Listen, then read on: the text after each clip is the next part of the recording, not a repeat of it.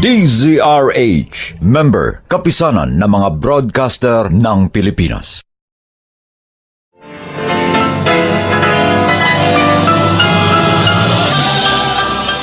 Buong karangalang inihahandog ng DZRH para sa bagong milenyo ang isa pang magandang dula mula sa panulat at direksyon ni Salvador M. Royales. May pangako ang bukas. Baka akala mo hindi ko narinig ang pag-uusap ninyo mag-ina. Isinusuka na ninyo ako. Nanghihinawa na kayo sa akin. Ganito talaga pag matanda na. Pag wala na kaming silbi, gusto ninyo tabunan na kami sa hukay. May pangako ang bukas. Kasaysayan ng laman ay muling mabuhay ang dugong nananalaytay sa mga ugat at unti-unting mauusal ang mainspirasyong mga katagang. May pangako ang bukas. May pangako ang bukas. Isa na namang natatanging dulang pangradyo na inyong aabangan at kalulugdan, mag-iiwan ng mga magagandang halimbawa at aral. May pangako ang bukas.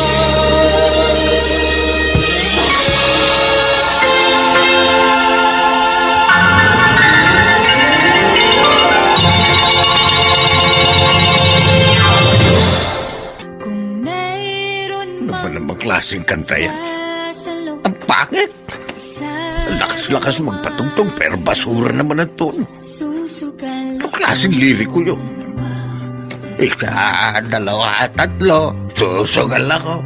Pwede. Kahanap ako ng magandang kantahan sa radyo. Ililipat ko ang istasyon.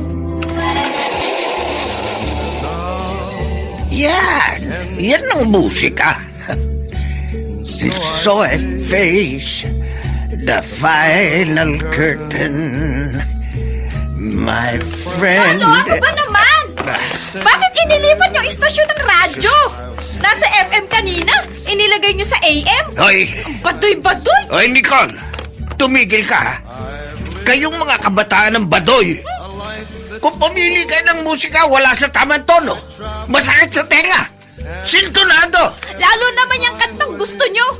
Kantang pampatay. Anong pampatay? Oy! Klasiko yan! Walang kamatayan!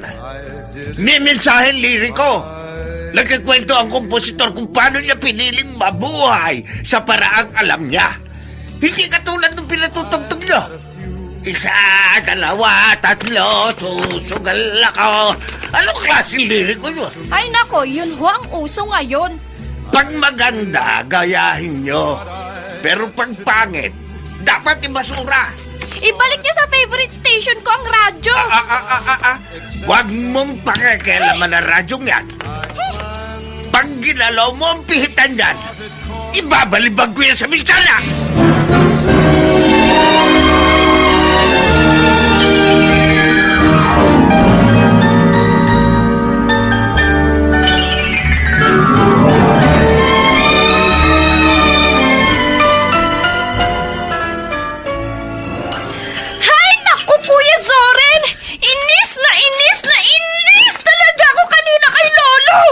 Ano ba?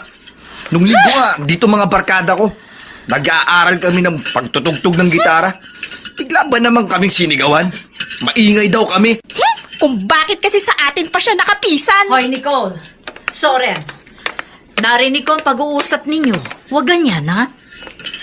Kasi naman, Mama, nakakainis talaga ang ugali ni Lolo. Intindihin na lamang ninyo. Mahirap intindihin ng isang matandang nagmamaldito, Mama. Mabuti kung maliit na bata siya. 5 or 6 years old. Madali naming maintindihan yun. Pero si Lolo... Nag-uulyanin na ang lolo nyo, Soren. 74 na siya. Ang dami dyan na mas matanda pa kay Lolo. Mababait naman. Hindi tulad ng tatay nyo. Sobrang sungit. Ano ka ba, Nicole? Ang bibig mo, ha? Baka biglang dumating ang lolo ninyo, marinig yan sinasabi mo. Mabuti nga marinig niya eh. Soren! Para malaman niyang naiinis kami sa kanya. Para lumipat na lang siya kay na Tita Patricia, doon na lang siya tumira. Doon naman siya maghasik ng kanyang kasungitan.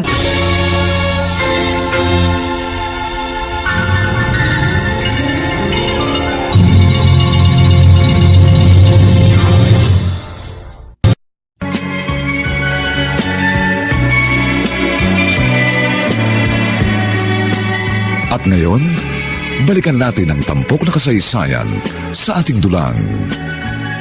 May pangako ang bukas.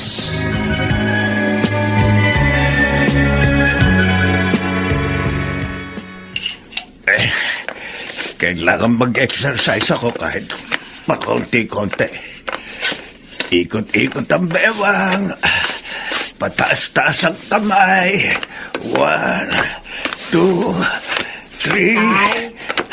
Ito po yung hinihingi ninyong kape, oh. Akin na. Ay. Ay, Ano bang kape ito? bakit ho? Ano bang kape yan? Parang katas na makabuhay. Mapait. Sadya ho konting asukal lang ang inilagay ko. Kasi nga iniingatan natin na huwag tumaas ang blood sugar ninyo. Nung huling patingnan ko kayo, pre-diabetic na ho kayo. Lagyan mo ng asukal yan. Ha? Kung hindi mo dadagdagan ng matamis, itapo mo na lang.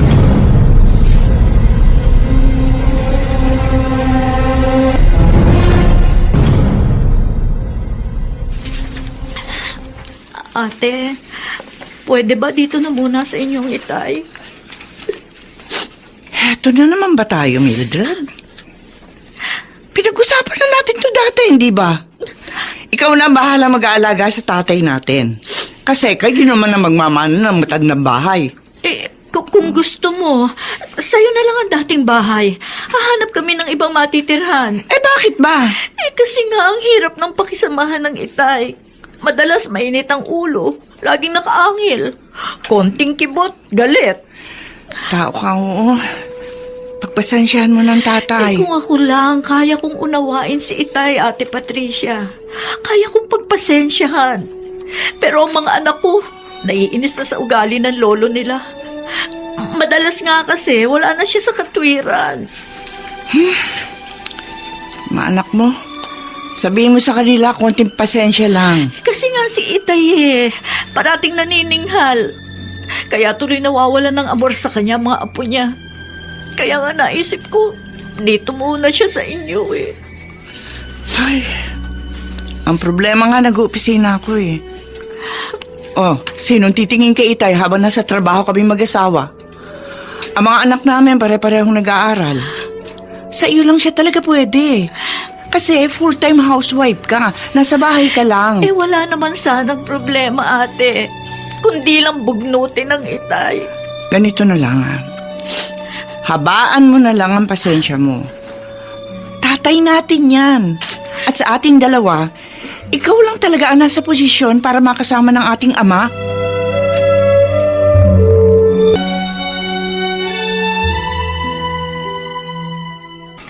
Walang yakang aso ka. Walang yaka. Ang sarap mong lumpuhin. Lolo, tama na! Huwag yung matawa ng wali si Kabong! Bakit yung mabinubugbog ang aso ko? Ano kasalanan ko sa inyo? Walang yayang asong yan. Bakit nga po? Hindi mo ba nakita? Ha? Ayan. Tingnan mo ang paborito kong tsinelas. Ninat-nat niyang alaga mo. Huwag nyo kasing sinasaktan. Grabe naman kayo manakit ng hayop. Alam nyo bang yan ang hiningi kong birthday gift kay Papa nung mag-birthday ako? Madalas nga sa kwarto ko pa yung natutulog Kung ayaw mo masaktan ang aso mo, huwag mo siyang palabasin sa kwarto mo!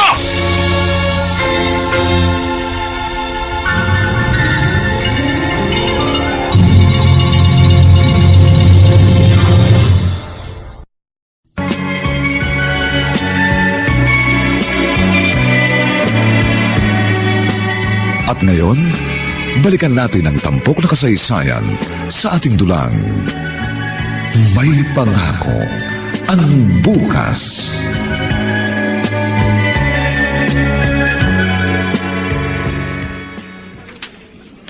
Mama, kailan ba uuwi si Papa galing Saudi? Ay naku, matagal pa, Soren.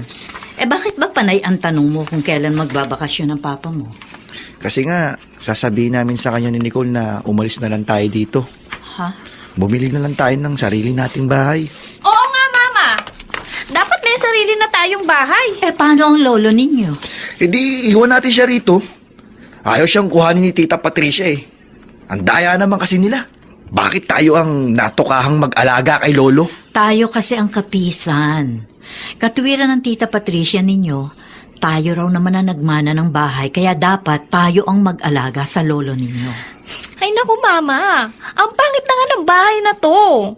Alam nyo ba, sa street na to, isa tong bahay natin sa pinakaluma. Kaya umalis na lang tayo rito. Hindi pwede ang iniisip ninyong yan. Kahit ganyan ang lolo ninyo, hindi ko siya pwedeng pabayaan. Pati nga kayo, madalas singalan ni Lolo, di ba? Pinagpapasensyahan ko na lang. At yun din ang pakiusap sa inyong magkapatid. Pagpasensyahan na rin ninyo lolo ninyo dahil tatay ko yan. Kung wala siya, wala rin kayong ina.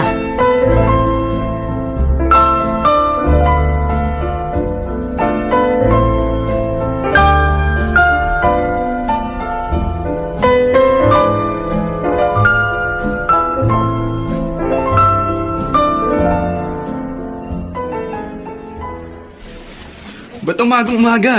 Kunot na kunot ang noo mo. Bad trip ka? Buti alam mo. Kanino ka na bad trip? RJ, wala namang ibang nakakasira ng araw kundi isang tao lang. Sino? Ang lolo mo na naman. Eh di sino pa? Ano naman bang ginawa niya at nasira ang mood mo? Narinig niya na humihingi ako ng dagdag allowance kay Mama. Sumabad ba naman? Noon daw panahon nila, nagtsatsaga silang pumasok sa school ng walang baon. Yung ganong komento ng lolo mo, hindi mo na dapat pinapansin. Alam mo naman ang matatanda, lahat napupuna ng mga yan. Ang kaso nga, nakaka-bad trip, tol. Lahat na lang pinakikialaman niya.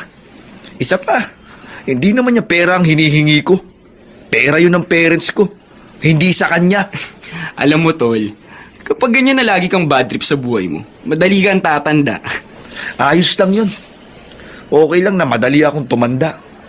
Pero isa ang sisiguraduhin ko sa'yo. Hindi ako magiging buwisit sa ibang tao tulad ng lolo ko.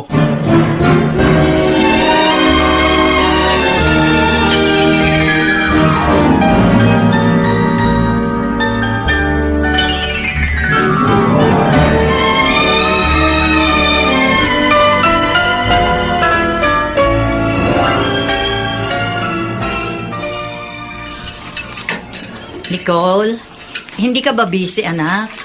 Hindi naman po, Ma. Wala kaming assignment ngayon. Halika, tulungan mo ako magluto. Dalaga ka na, kaya kailangan may alam ka na sa kusina. Para pag nag-asawa ka na, mahahainan mo na ng masarap na putahing asawa at mga anak mo. Kakainis kayo, Mama. Oh, bakit? Wala pa nga akong boyfriend. Asawa at anak agad ang sinasabi niyo sa akin. Naku, darating ka rin doon. Halika na. Sige na nga. Ano yun? Naku, nahulog yata sa hagdan ng lolo mo! Dali, tingnan natin! Itay! Itay, napaano kayo? Itay! Mama! Tingnan niyo ho! Sa baba po ng hagdanan! Oh!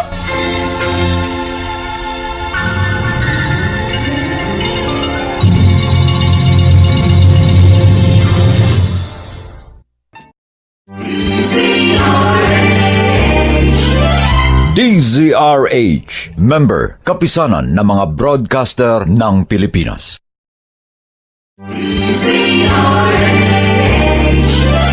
DZRH, member, kapisanan ng mga broadcaster ng Pilipinas.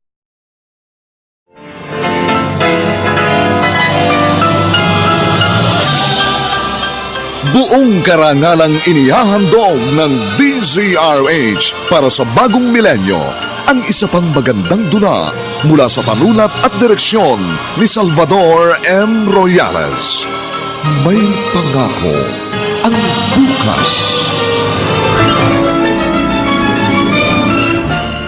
Baka akala mo hindi ko narinig ang pag-uusap ninyo mag-ina.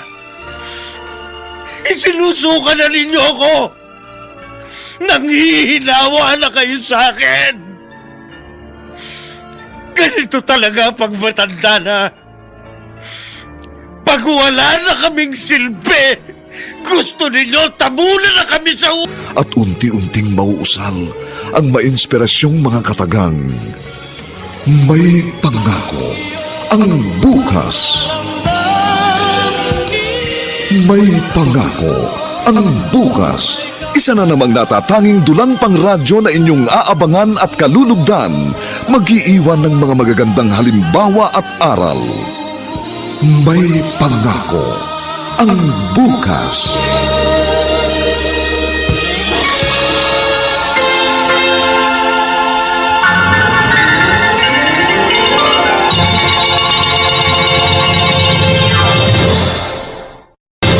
Anong nangyari, Itay? Kinuha ko ang gitara sa kwarto ni Zoren. Naisipan ko kasi kakanta ko ng mga kundiman. Tutugtugan ko sarili ko, kaso nadupilas ako't nabitiwan ko ang gitara. Naku, Mama. Magagalit si Kuya Zoren. Nabasag ang kanyang gitara. Itay, nasaktan ho ba kayo? Konti lang. Hindi naman ako tuluyang nahulog eh. Nakakapit ako sa gabay ng hagdan. Pero yan nga, nabitiwan ko ang gitara ng anak mo. Ako na lang ho ang bahalang magpaliwanag kay Soren. Aliw kayo, kumapit ho kayo sa akin. Ay, O dahan-dahan ho. Nanginginig ang mga kamay ninyo Mabuti ho nakahawa kayo kaagad. Wala ho bang masakit sa mga paan ninyo? wala naman. Wala. Kaso nga, Mama, tiyak magagalit si Kuya Zoren. Ang mahal kaya ng bili niya sa gitarang yan. Nicole, narinig mo naman ang sinabi ko, di ba? Ako na ang bahala magpaliwanag sa kuya mo. Mabuti nga, gitara lang ang nahulog mula sa itaas ng hagdanan. Paano kung lolo mo napahamak? Yun ba ang gusto mo?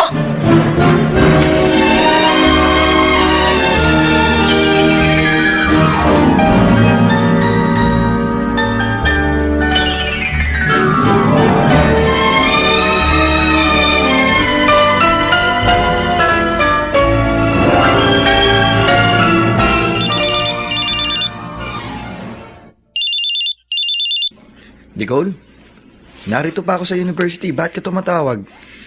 Kuya Zoren, bad news kaya ako tumawag. Anong bad news? Anong ibig mo sabihin? Ang gitara mo, nawasak. Ano? Bakit? Anong nangyari? Pinakialaman ni Lolo. Tapos nabitawan niya habang bumababa sa hagdanan. Ayun, wasak na wasak. Buwisit talaga ang matandang yan. Bakit hindi pa siyang nahulog sa halip na yung gitara ko? Yun nga rin ang iniisip ko, Kuya. Bakit hindi pa siyang nahulog? Pero alam mo, parang kampi pa sa kanya si Mama. Uuwi agad ako. Makikita sa akin ng matandang yan.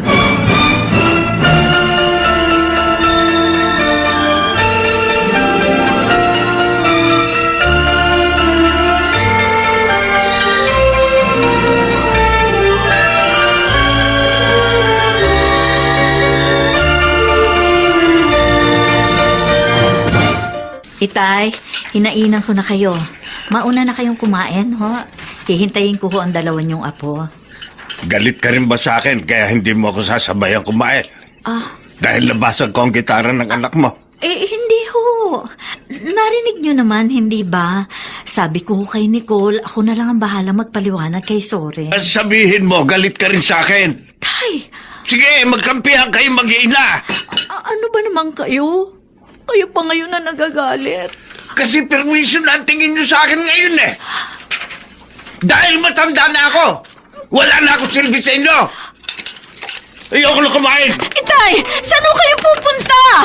Itay! Wala kang pakialam. Diyos ko naman. Ano ba naman ito, tatay ko? Naiipit tuloy ako sa pagitan ng sarili kong ama at ng aking mga anak.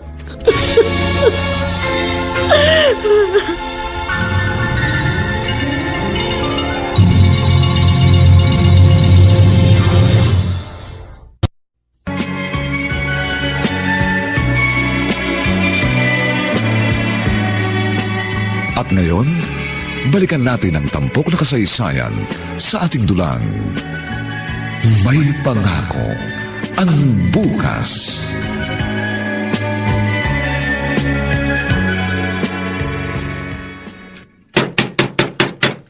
Lolo! Lolo! Lumabas kayo dyan sa kwarto nyo! Lolo! Ano ba? Ba't gusto mong gibayin ang pinto ng kwarto ko? Ako ang dapat magtanong sa inyo, Lolo. Bakit nyo binasag ang gitara ko? Hindi ko binasag. Nabasag. Kasi nga, pinakikilaman nyo ang gamit ko. Nananahimik ang gitara ko sa loob ng kwarto ko, kinuha nyo! At ibinagsak ninyo! Makulit ka rin, ano? Hindi ko binagsak. Bumagsak. Kasi nga pinakilaman ninyo. Kung hindi nyo yung kinuha sa kwarto ko, mababasag pa yon. Tumahimik ka. Kung gusto mo, babayaran ko. Bakit akala mo ba wala akong kwarta? May pera ako. May pensyon ako. Wala akong pakialam sa pensyon nyo! Ang pinag-uusapan, isang gamit na pinakaiingat-ingatan ko! Nasira dahil sa inyo! Ano ka ba? Wala ka ng galang ha? Tama na yan! Huwag ka makipagsigawan sa lolo mo! Hayaan nyo ako, Mama! Nakakainis sa itong tatay nyo eh! Kung naiinis ka sa akin, maluwag ang pintuan ng bahay. Umalis ka rito! Huwag mong kalilimutan, bahay ko ito! Ako pa rin ang may karapatan sa pamamahay na ito!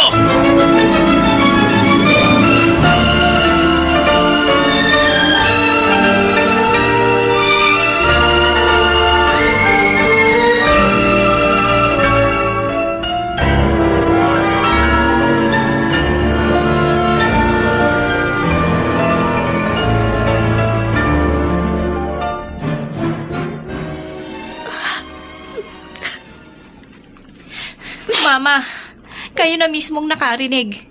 Pinapalayas na tayo ni Lolo dito sa bahay niya. Kaya may katuwiran na tayo maghanap ng ibang matitirhan. Mangupahan muna tayo ng apartment. Tapos pagdating ni Papa galing Saudi, saka tayo bumili ng sarili nating bahay. Naiisip ko rin yan, Nicole. Pero syempre, umiiral pa rin ang pagiging anak ko. Pabihira kayo, Mama. Pinapalis na nga tayo, di ba? Narinig nyo naman yung sinabi niya kanina. Pinagdidiinan ni Lolo na sa kanya ang bahay na ito. Narinig ko nga yun, anak. Kaya nga, sige na po, Mama. Umalis na tayo rito. Ang sungit-sungit naman niya eh. Bahala na siya sa buhay niya.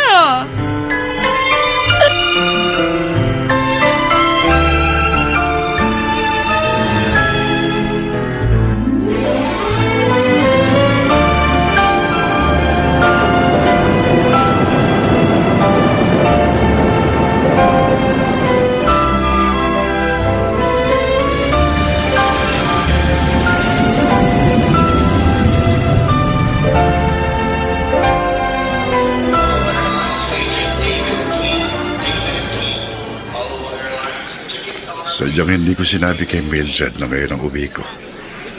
Pati sila Soren at Nicole, masusurpresa sila sa bigla akong pag-uwi. Tataksi na ako. Taksi!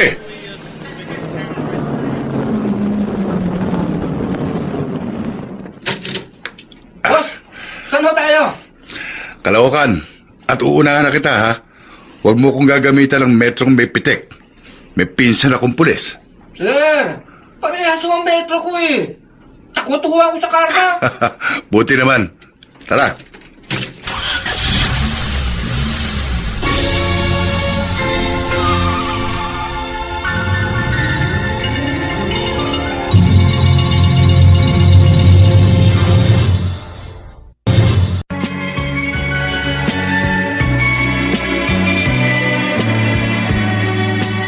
At ngayon, balikan natin ang tampok na kasaysayan sa ating dulang.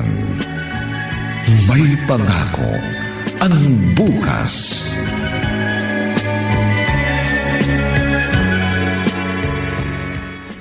Kakainis ka naman, Reden. Nung isang araw magkausap tayo sa telepono, hindi mo man lang sinabi sa akin na ngayon na pala ang uwi mo. Kasi nga gusto ko kayong surpresahin. Ang mga anak natin. Nasa school pa sila. Pero parating na yon, hapon na eh. Ang itay. Ay nako, problema ko ang itay. Ilang araw nang alis ng alis. Hindi tumatambay dito sa bahay.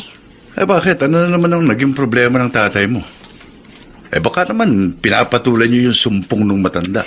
Nakakapuno rin naman kung minsan. Ay, teka, ipaghahain kita. Jack, gutom ka. O sige, maghain ka. Ang itay, wala pa rito sa bahay, hapon na. Sa edad niyang yun, dapat namomonitor mo ang lahat ng kilos. Oh, ayan na pala itay eh. Tay, magandang hapon po. Mano po? Ay, umuwi ka na pala galing Saudi na dito. Kanina ka pa ba? Eh, mag-iisang oras na rin po. Kumusta ko kayo? Eto, ayos lang. At sige, ako'y magpapahinga na sa kwarto ko.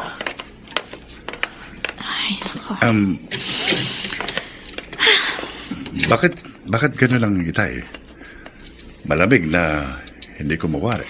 Ilang beses ko nang sinabi sa'yo sa telepono, hindi ba? Nag-iba na ang ugali ng itay. Ang hirap na niyang pakisamahan.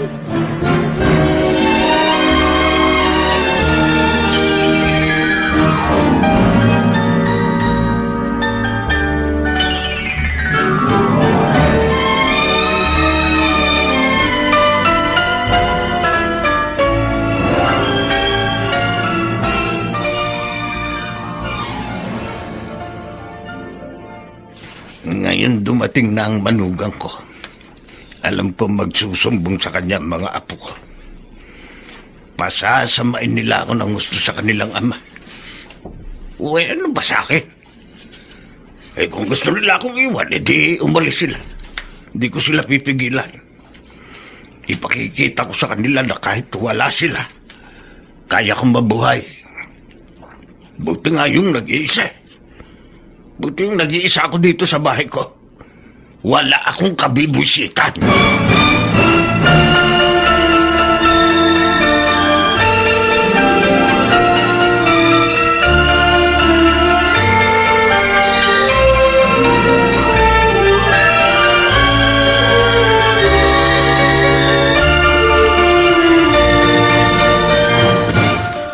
Pa, inip na po talaga kami sa pag-uwi niyo. Kasi meron kaming gusto sabihin sa inyo ni Nicole. Tungkol ba sa pag-aaral ninyo ang sasabihin niyong magkapatid, Soren? Hindi po. O tungkol saan? Tungkol po sa pagkakaroon ng sarili nating bahay. Di ba, kaya naman natin bumili ng sariling bahay. Kahit townhouse lang, Papa. Sige na po. Kahit po sa labas ng Maynila tayo makahanap para medyo mura. Bakit? Anong problema dito sa bahay ng lolo mo? Kuwan po kasi, mahirap yung nakikipisan lang tayo. Kung may sarili po tayong bahay, wala tayong pakikisamahan. Sabihin mo nga sa akin ang diretso, Soren, ang dahilan. At gusto mong lumipat tayo ng bahay. Prangkahin mo ako. Dahil ba sa lolo mo?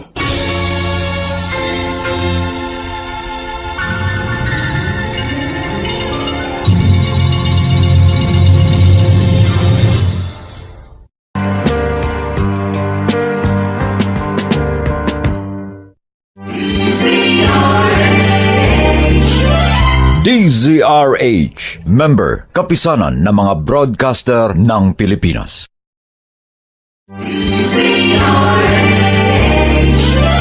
DZRH, member, kapisanan ng mga broadcaster ng Pilipinas.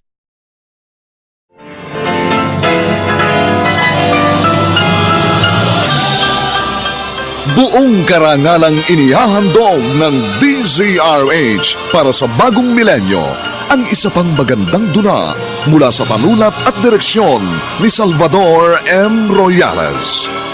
May pangako ang bukas. Baka akala mo hindi ko narinig ang pag-uusap ninyo mag-ina. Isinusuka na ninyo ako. Nanghihinawa na kayo sa akin. Ganito talaga pag matanda na. Pag wala na kaming silbi, gusto ninyo tabunan na kami sa uka. Harap na sa bawat himaymay ng laman ay muling mabuhay ang dugong nananalaytay sa mga ugat at unti-unting mauusal ang mainspirasyong mga katagang may pangako ang bukas. May pangako ang bukas. Isa na namang natatanging dulang pangradyo na inyong aabangan at kalulugdan, mag-iiwan ng mga magagandang halimbawa at aral. May pangako ang bukas.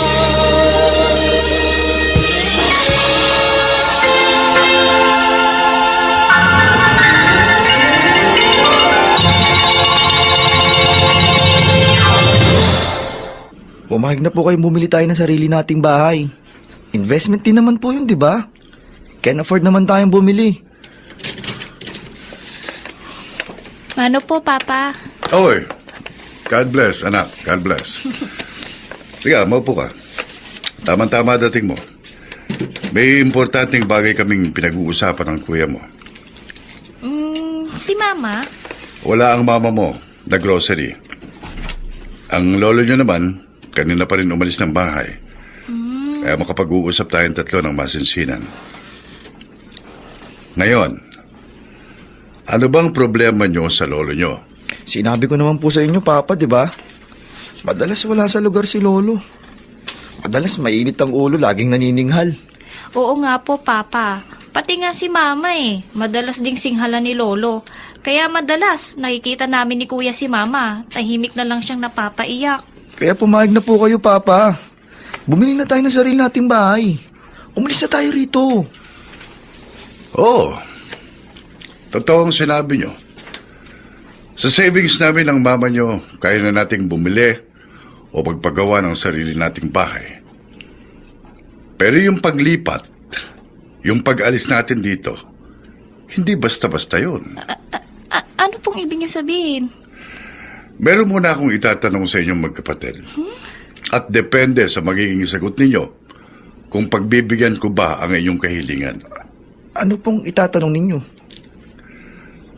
Halimbawang, ulyanin na rin ako. Ganyan din ba ang ituturo ninyong pagtrato sa akin? Sa inyong magiging mga anak?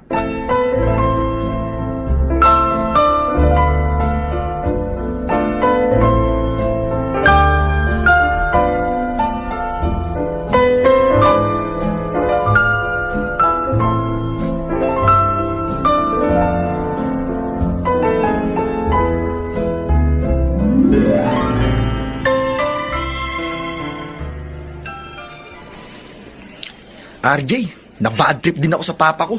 Sobra ka naman. 2 years din yung hindi nakasama ang papa mo. Tapos, pag nagbakasyon siya dito sa Pilipinas, kinababad tripan mo pa. Kasi nga, gusto namin ng kapatid ko na bumili na kami ng sariling bahay namin. Para makalayo na kami sa lolo namin, bad trip din. Biruin mo, dinaan pa sa drama ang pagsasabing ayaw niya bumili ng bagong bahay. Sure ka ba? Kaya ng budget ng parents mo ang bagong bahay. Oo naman. Mining engineer si Papa.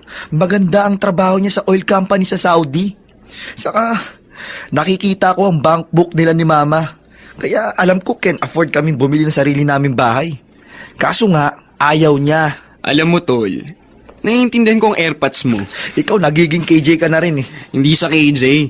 Instead na kaasaran mong lolo mo, dapat inuunawa mo siya. Matanda na kasi yun. At ang matatanda, marami na silang insecurities sa buhay.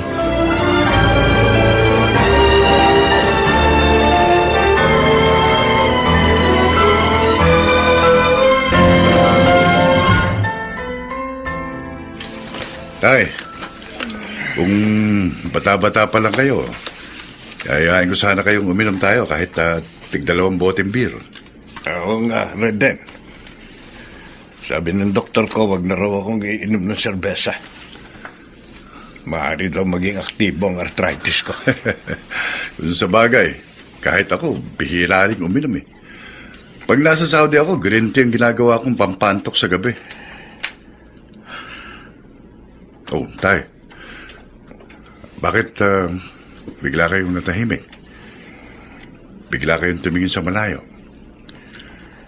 Pakiramdam ko parang meron kang problema. Wala. Wala akong problema. Nalulungkot lang ako, Reden. Bakit po? Mahirap pala pagbalo ka na. Pag nag-iisa na sa buhay. Hindi naman po kayo nag-iisa, Tay. Narito po kami. Ang asawa ko at 2 niyong apo. Kasama niyo kami.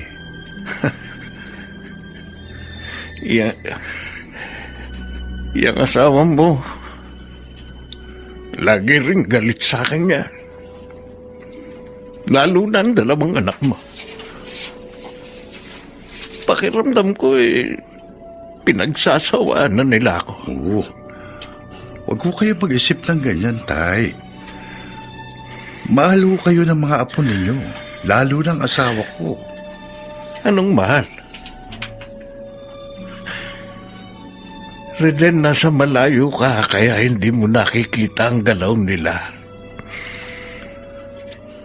Pakiramdam ko, gusto na nila akong mawala. Para wala na silang iniintinding matanda.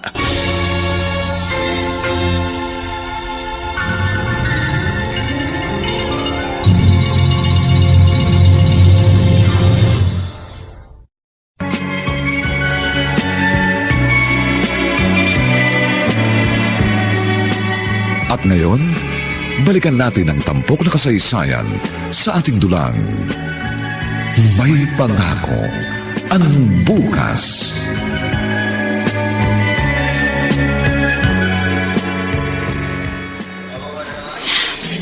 Sa loob ng maraming taon ng ating pagiging mag-asawa, yung ganito ang pinakamalungkot na araw para sa akin. Yung ganito na ihahatid kita dito sa airport. Ilang taon na lang, Mildred. Pag nakatapos si Zoran at Nicole, pipirme na ako dito sa Pilipinas. Matagal pa yun. Napakabilis ng panahon.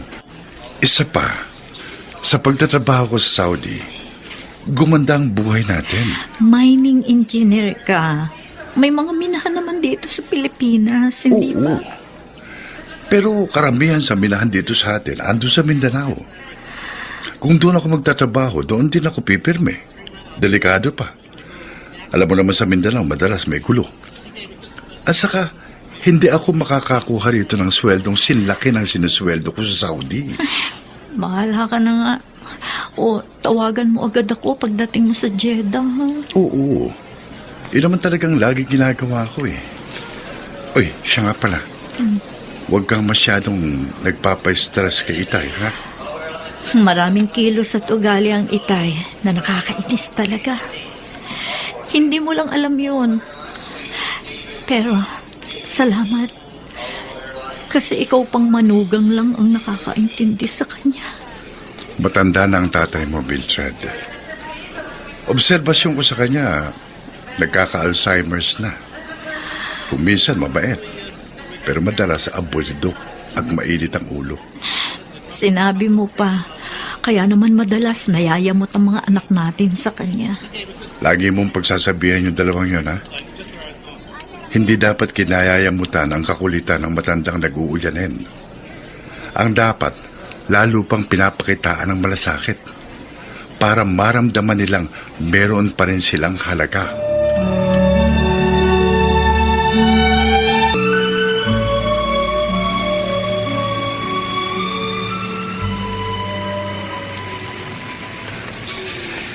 Nagugutom na ako. Pero ayokong umuwi. Mabibwisit lang ako pag andun ako sa bahay dahil sa mga apo kong salbahe. Mabuti pa sa karinderya na lang ako kakain. Mabuti pa dito sa karinderya, masasarap ang ulam. Sa bahay namin parang pinanghihinayangan ni Mildred ang ipinapakain sa akin. Dito sa karinderya, nakakain ko kung anong gusto ko. Bahala sila sa buhay nila. Mamayang gabi na lang ako uuwi.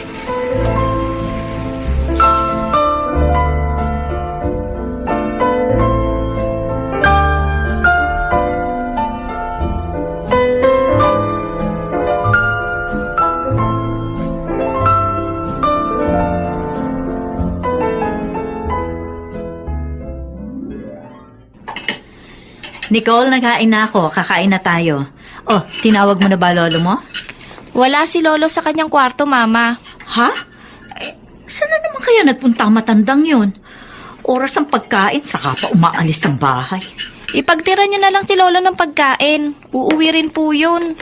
Mama, nakita ko si Lolo. Ha? Andun sa may labasan. O ay, anong ginagawa niya doon? Wala lang. Palakad-lakad lang. Para nga pong galing siya sa karinderya dun sa kanto eh. Baka kumain na sa karinderya si Lolo, Mama. Kaya hayaan niyo na lang siya. Ay, nako, lolo ninyo, oo. Tatay ko yan, pero ang hirap talagang alagaan. Hindi ko naman siya pwedeng laging sundan. Busy naman ako dito sa bahay. Hayaan nyo na lang siya, Mama. Ay, Mama, sa birthday ko, mag-i-invite ako ng mga friends ko, ha? 19 na ako. Kahit konting handa lang, basta dito lang kami sa bahay. Magbabanding kami rito. O sige, ikaw ang bahala. Ay, naku, Mama. Oh, Baka kasama sa mga iimbita ng Nicole na yan ang boyfriend niya. Uy, mahiya ka, kuya, ha? Wala pa akong boyfriend. Sus! Sino yung laging sunod ng sunod sa yung lalaki sa school? Kaibigan ko lang oh yun, siya, tama na yan.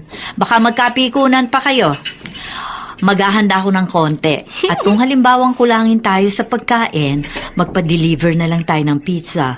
O kahit na saang fast food dyan. Pero magkakaroon ka ng problema, Nicole. Anong problema?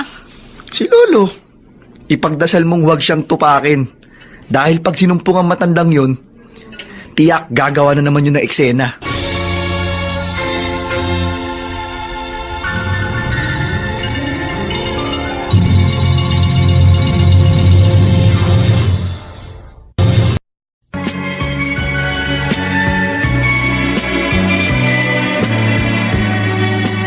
At ngayon, balikan natin ang tampok na kasaysayan sa ating dulang. May pangako ang bukas.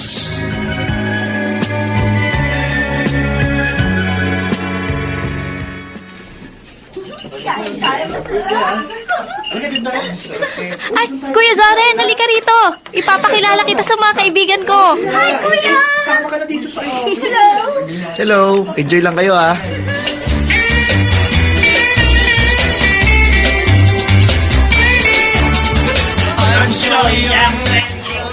Ano yun, Kuya Zoren? Sino pa? Eh di si Lolo.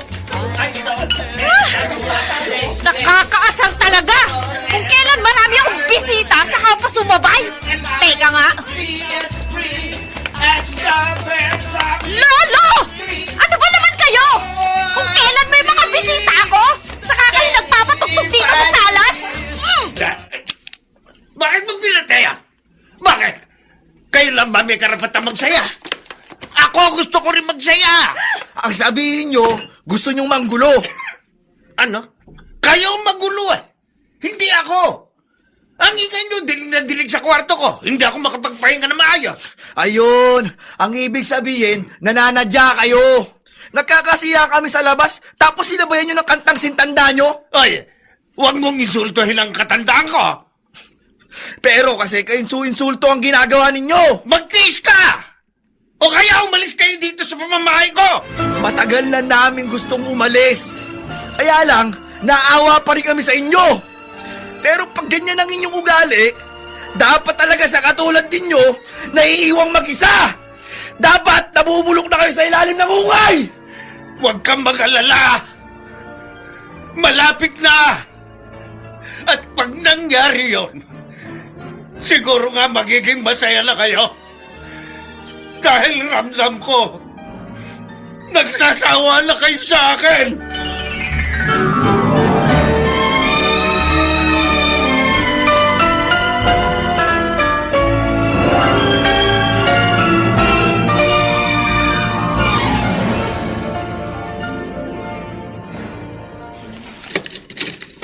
Itay, pumasok na ho sa school ang mga bata.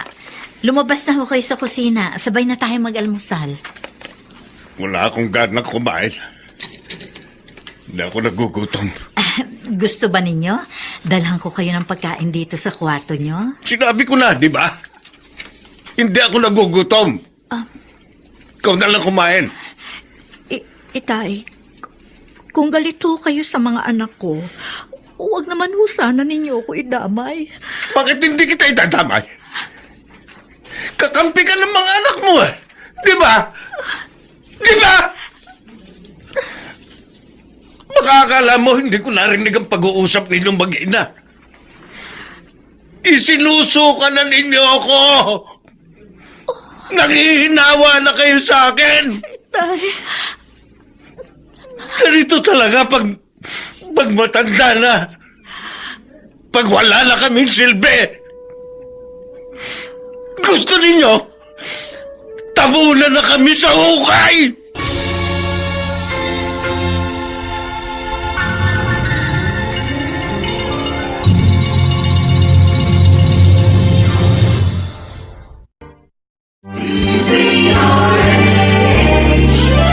DZRH, member, kapisanan ng mga broadcaster ng Pilipinas.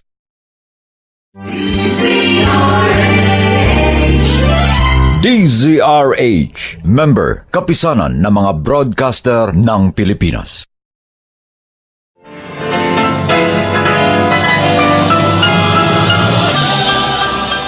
Buong karangalang inihahandog ng DZRH para sa bagong milenyo ang isa pang magandang dula mula sa panulat at direksyon ni Salvador M. Royales.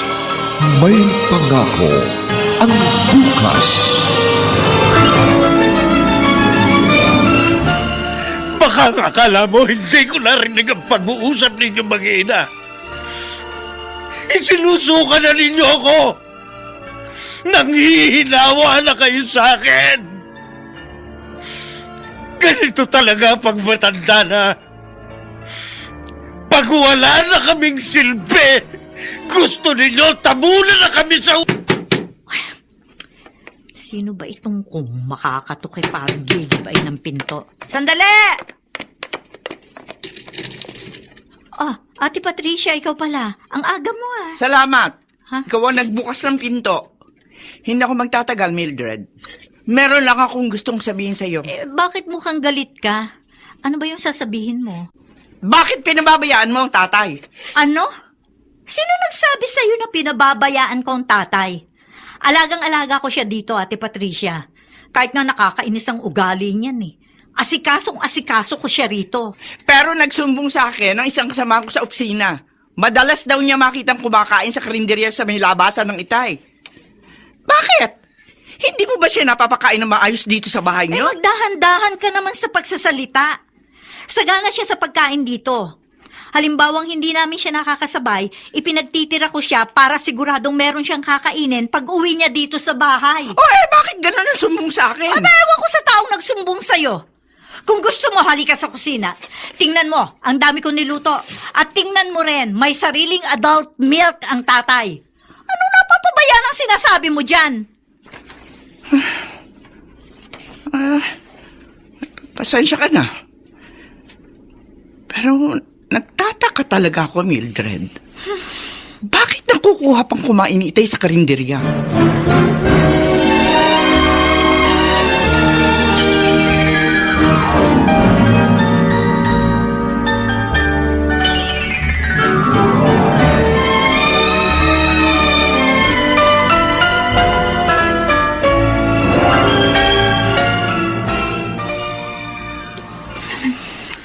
Kakausapin ko ang Itay pagdating niya mamaya.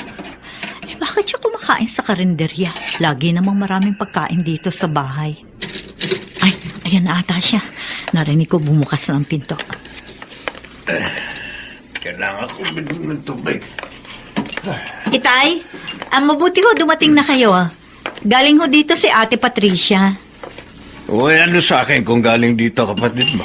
Kasi ho nagagalit ho siya sa akin. Bakit ko raw kayo hinahayaang kumain sa karinderya? Sabi ko naman ho, hindi ko alam na kumakain kayo sa labas eh. Bakit nga ho ba nagpupunta pa kayo sa karinderya? Ang dami naman nating pagkain dito. Mabigat ang dugo sa akin ng mga anak mo. Iniisip siguro nila, pabigat ako sa inyo. Itay, wala hong nag-iisip ng ganyan sa inyo sa dalawang anak ko. Huwag mo na silang pagtakpan. Malinaw ang sinabi sa akin ng panganay mo. Dapat daw nabubulok na ako sa ilalim ng hukay. Hindi nyo lang ako maiwan. Pero gusto nyo, mamatay na ako. Hindi ho totoo yan. Ano ba naman kayo, Itay? Sinabi niya, hindi ba? Salitang galit lang ho yun. Pinagsabihan ko na nga ho sila eh. Ang nasabi na, hindi na mababawi pa. Isa pa, hindi yung lalabas sa bibig ng anak mo kung hindi totoo sa loob na. Kaya sinabi ko nga sa kanya, huwag siyang mag-alala. Dahil malapit na akong mamatay. Itay naman. Sa totoo lang, gusto ko na naman talaga mamatay. Gusto ko na sumunod sa iyong ina.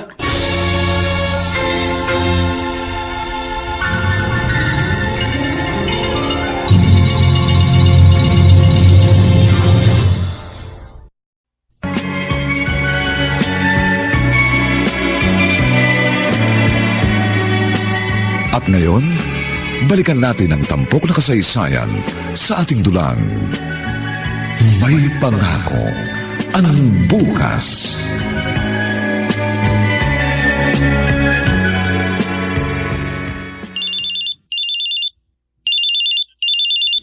Hello, Reden.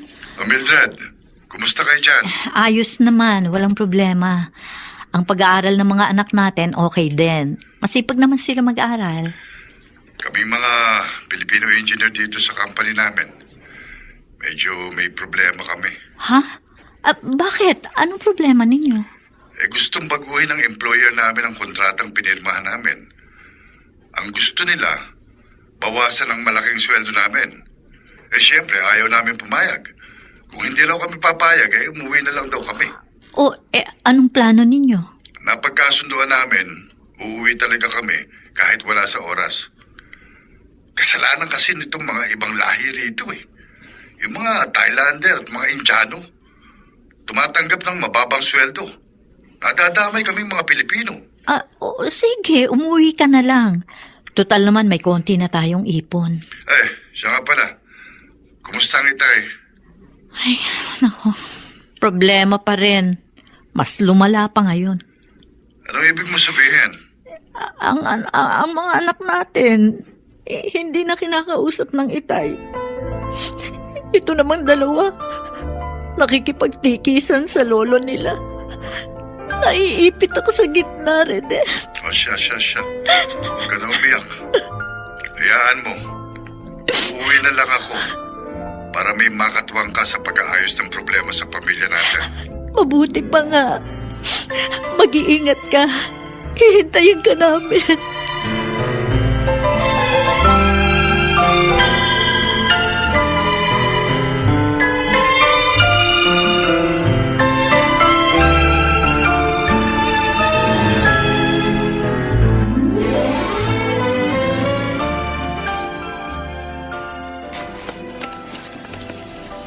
Kuya Zoren, narito ka na pala. Wala ang isang prof namin kaya maaga akong umuwi. Ikaw, kanina ka pa din ba dito sa bahay? Magkasunod lang tayo. Ay, siya nga pala kuya. Yung high school classmate ko. Yung kapitbahay natin dyan sa tapat. Kilala ko yun. Okay, anong tungkol sa kanya? Magdidibo siya. Humihingi ng pabor. Baka raw naman pwede tayong dalawa na makasali sa kotilyon. Bigla raw umatras yung isang pares eh. Tayo ang gustong ipalit. Hindi na ako nakatanggi. Saan gagawin? Sa basketball court? Huwag kang ang suplado. Nakikiusap yung tao. Sige na kuya. Umuo na ako eh. Bumayag ka na. Wala na raw silang ibang makukuha. Sige, sumagot ka na pala eh. Isinubo mo na pala ako. Ano pang magagawa ko? Ano ba yung narinig kong pinag-uusapan ninyo magkapatid, ha? Ay nako, kami po ni kuya. Kasali raw kami sa kotilyon sa dibu ng dating high school classmate ko. Kaklase mo nung high school? Bakit ngayon lang magdidibo? Mas matanda talaga ako ng 1 taon sa kanya, mama. Proxy lang naman kami. Isinubo ako ng babaeng yan. Kita. Wala na raw kasi ibang makukuha. Alam nila, may gown ako. Ikaw naman, meron kang coat. Oo nga naman, Soren. Hayaan mo na. Pakikisama lang. Mahirap yung walang pakikipagkapit bahay. Kailan ba yun? Biglaan nga po, mama sa linggo na. Nako, masasabay pa sa pag-uwi ng papa ninyo. Hindi bale. Kung gabi uuwi ang papa ninyo, ako na lang ang susundo sa kanya sa airport.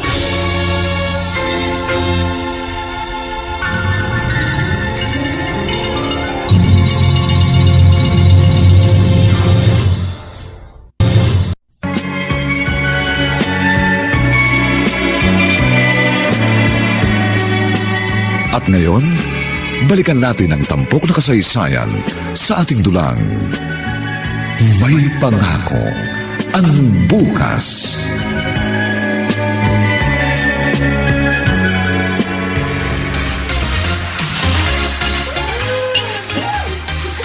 Kuya Zoren, patapos na ang party. Nagpaalam na ako sa celebrant. Halika na, umuwi na tayo. Ano ka ba naman?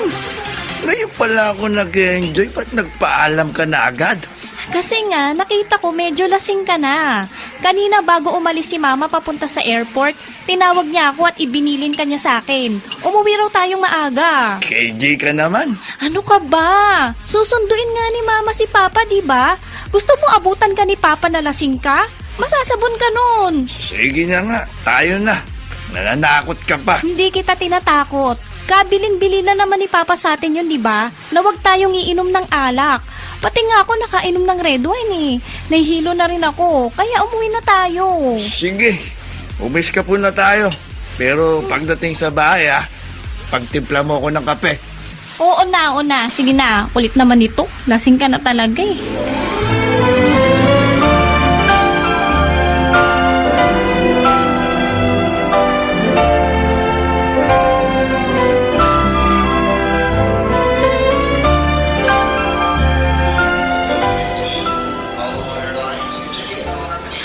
Kakainis naman. Sabi nung isang airport personnel, madidelay daw ang flight galing Jeddah. Nagkaroon daw ng technical problem. Aga-aga ka pa naman pumunta dito sa airport para sunduin ang asawa ko. Paano ba to? Mapapanis ako sa paghihintay dito.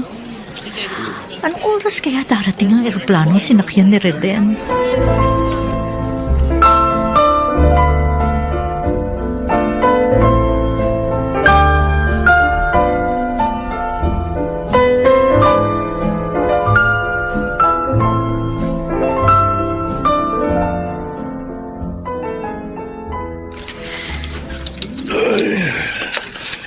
Itong isang problema pag matanda na.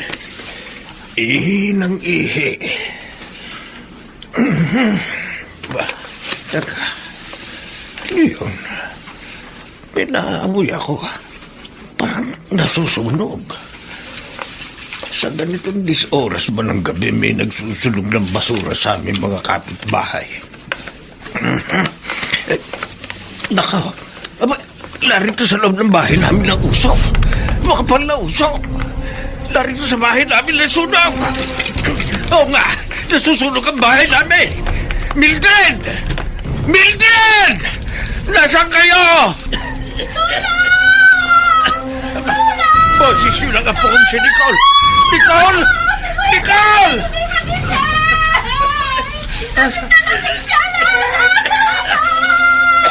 Makapal lang usok dito sa loob ng bahay. Nasaan kayo? Nicole!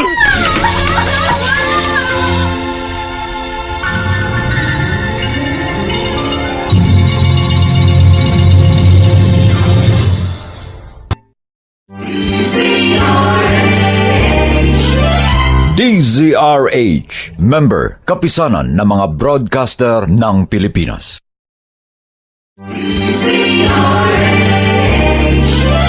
DZRH, member, kapisanan ng mga broadcaster ng Pilipinas.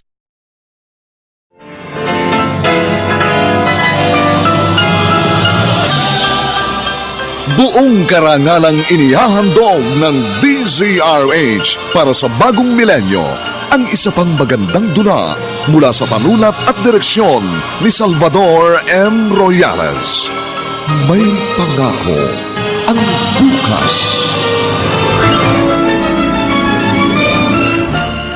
Baka akala mo hindi ko narinig ang pag-uusap ninyo mag-ina. Isinusuka na ninyo ako.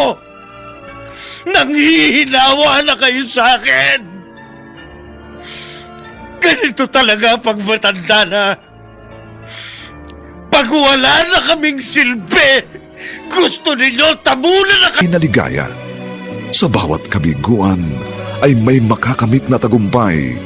Laki pang pangarap na sa bawat himaymay ng laman ay muling mabuhay ang dugong nananalaytay sa mga ugat at unti-unting mauusal ang mainspirasyong mga katagang.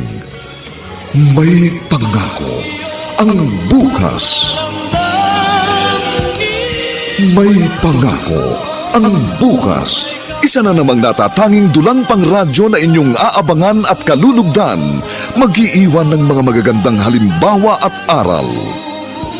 May pangako ang bukas.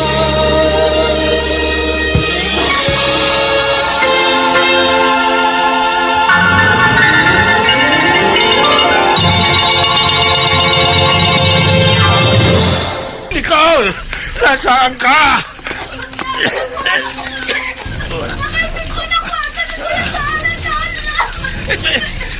Andiyan na ako! Huwag kang matakot! Nariyan na ako! Ito na ako. Nasaan ang kuya mo? Nasaan? Ito po siya. Kahit pa anong gawin ko, ayaw magising. Umuungon lang. Halika. Bilisan mo. Ang dami kasing nainom. Oo, pagtulungan natin. Opo. Bago tuloy ang mapuno ng gusto kang buong bahay. Dali po. Lolo, tulong tayo, Lolo. Bilisan po natin. Kuya, ano ba? Gumising ka. Andito na tayo sa may pinto. Makakalabas na tayo. Kunti na lang. Kunti pa, Lolo. Bubuksan ko ang pinto. Mauna ka. Hilahin mo sa paa. Itutulak ko naman dito sa may ulo. Sige pa. Kaya malapit na tayo makalabas. Alalayan dito sa ulo mo. Bago bumagsak ang ulo ng kuya mo.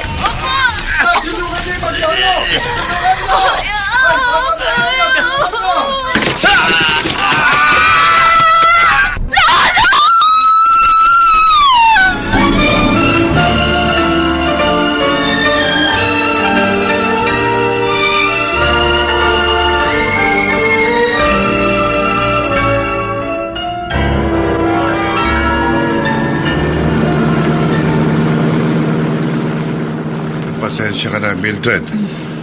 Delayed ng mahigit 2 oras ang schedule ng pagdating namin sa airport. Oo nga, Reden. Inip na inip ako eh. Pero mas mabuti na rin ang nangyari. Na-detect agad ang technical problem ng eroplano nang mag-stop over kayo sa Hong Kong. Kung hindi baka kung ano pa nangyari. Nasa inyong dalawa, hindi mo kasama. Nasa party si na Nicole at Soren nang umalis ako sa bahay. Mag-aalas 2 na pala. Sigurado, himbing na ang tulog ng dalawang yon pagdating natin. Aba, Mamang driver, bakit madaling araw na matraffic pa rin? Ma'am, may sunog yata. Ha? Oo nga, parang may sunog na. May mga sirena ng bumbero ko naririnig. Tag-araw na naman ho, sir. Usong-uso na naman ang sunog. Sinabi niyo pa, Manong, kailangan konting ingat. Sabi nga, manakawan ka na ng 10 beses, huwag ka lang masunugan. Malayo pa ho ba dito sa inyo, sir? Medyo malapit na. Pagkanan sa kantong yan, tanaw na. Reden, tingnan mo Parang sa lugar yata ang atin yung sunog. Ha? Baka isa sa mga kapitbahay natin. Ang mabuti pa, bumaba na tayo rito. Bitbitin na lang natin ang maleta mo. Bigla akong kinutuban, Reden. Malakas ang kabog ng dibdib ko.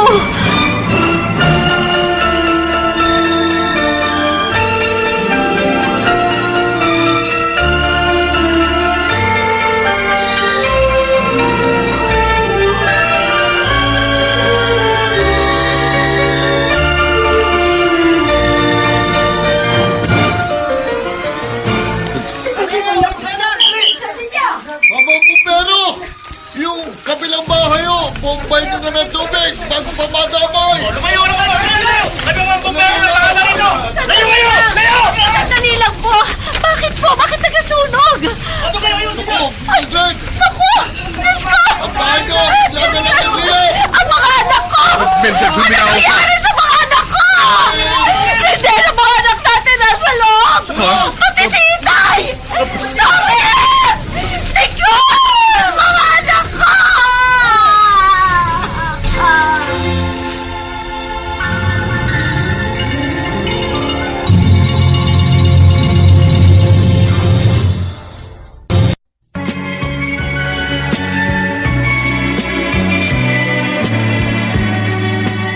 At ngayon, balikan natin ang tampok na kasaysayan sa ating dulang.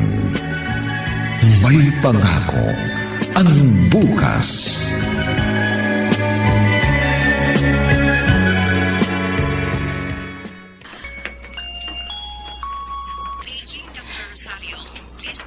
Papa, Mama, Salamat, ligtas kayo, Nicole.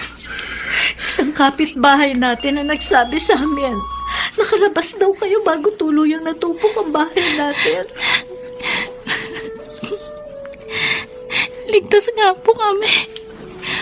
Pero si Lolo... Si Lolo po, Mama. Nicole, Nabagsakan siya na nagbabagang kahoy. Diyos ko. Malapit na nga kaming makalabas sa may pintuan. Nang biglang bumagsak ang isang nagliliyab na kahoy. Tinamaan si Lolo. Nasaan ang lolo mo? Ha? Inaasikaso po siya ng mga nurse at doktor. Matindi po ang sunog niya sa likod at mga braso. Diyos ko. Kawawa naman si Lolo, Papa.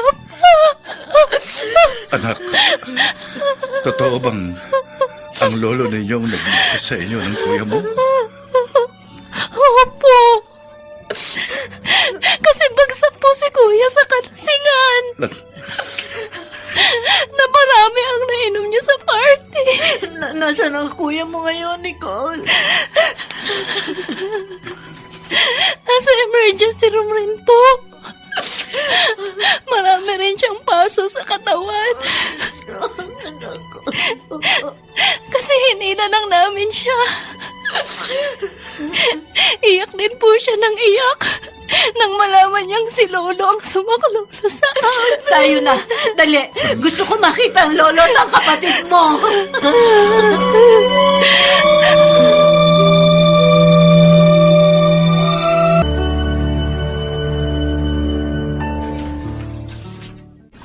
Bakit ba hindi ko makontak ang telepono ni na Mildred? Bira. Sa cellphone ko nga siya tatawagan. Hello, Ate Patricia. Bakit ba hindi ko makontak yung landline nyo? Ha? Hindi mo talaga kami makukontak. Nasunugan kami, ate. Ano? Narito kami ngayon sa ospital. Hospital? Bakit? May nasaktan ba sa inyo? Wala naman kasi ako sa bahay na magkasunog. Ay, Diyos ko. Sinundo ko sa airport si Reden. Pagdating namin, tupok ng bahay. At isinugod namin sa ospital si Itay at si Soren. Kumusta na, Itay? Ano lagay niya? Delikado ba siya? Mildred, magsalita ka. Kumusta na ang lagay ng Itay?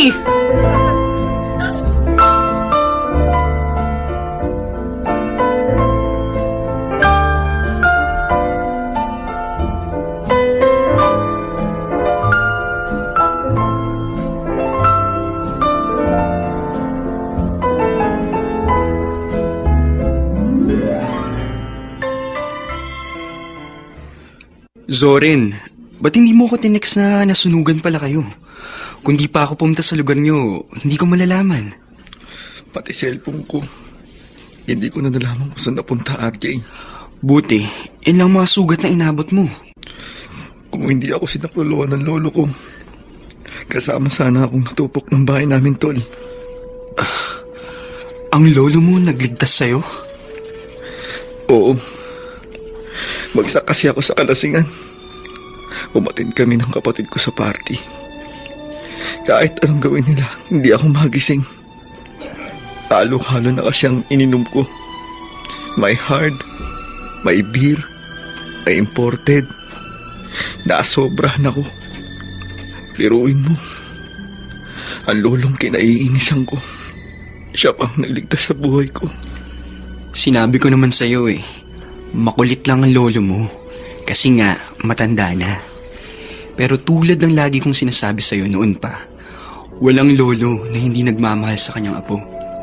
At ngayon, napatunayan mong totoo ang sinabi ko.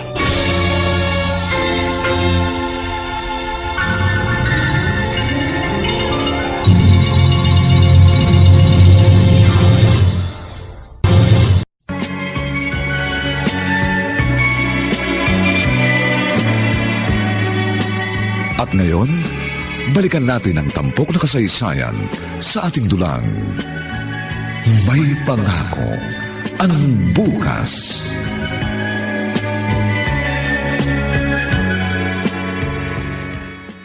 Mildred! Ate, Ano, kumusta, Itay? Gusto ko siya makita. medyo maayos na ang lagay ng Itay, Ate Patricia. Pero nakadapa siyang matulog. Ha? Bakit? 3rd-degree burn ang mga paso niya sa likod.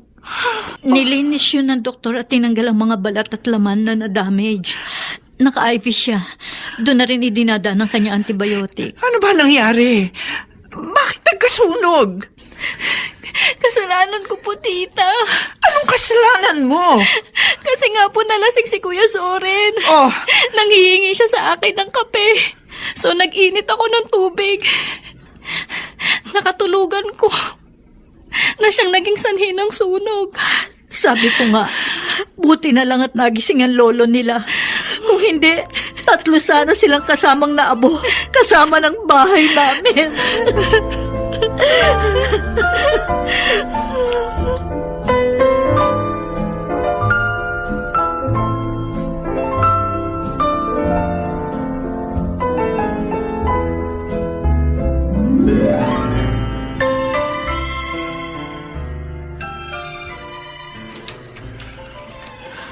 Lolo,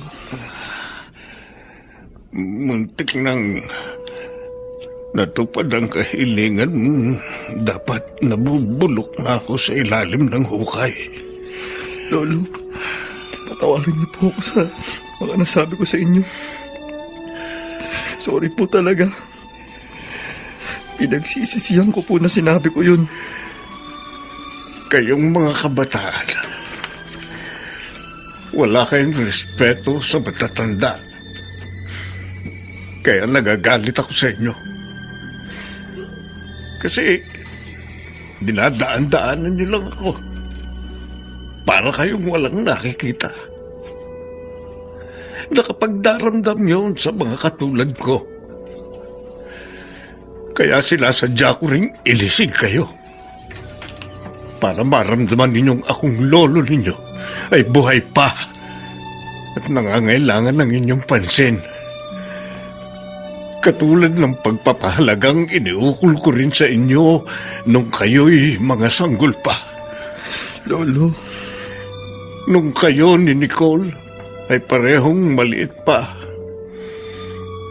Malakas pa ako noon. Tuwang-tuwa ako. Naalagaan kayo. Kayo ang muling nagbigay sigla sa buhay ko. Pero nang magsilaki kayo, parang baliwala na ako sa inyo. At lihim ako nasasaktan. Lolo, sorry po. Naging insensitive po kami sa damdamin nyo. Naging selfish po kami ni Nicole. Wala na ang bahay na ipinundar ko. Sabi ng papa mo, magpapagawa siya ng bago. Kami naman ng tita Patricia mo, nag-usap na kami. Paglabas ko dito sa ospital, sa kanya na ako titira. Lolo, wag po. Ang gusto ko po doon pa rin kayo sa amin. Gusto ko po kasama pa rin namin kayo. Kung iiwan nyo kami, paano pa kami babawi ni Nicole sa inyo? Paano pa namin masusuklian ang ginawa ninyong pagliligtas sa amin? Hindi nyo na ba kaiinisan ang pagpapansin ng isang matandang katulad ko? Hindi na po, Lolo. Alam na po namin ang aming obligasyon bilang apo. Kaya huwag kayong aalis sa pamilya namin. Nakikiusap po ako. Ngayon pong natauhan na kami ni Nicole, sama-sama po tayong tatanaw sa masayang pangako ng bukas.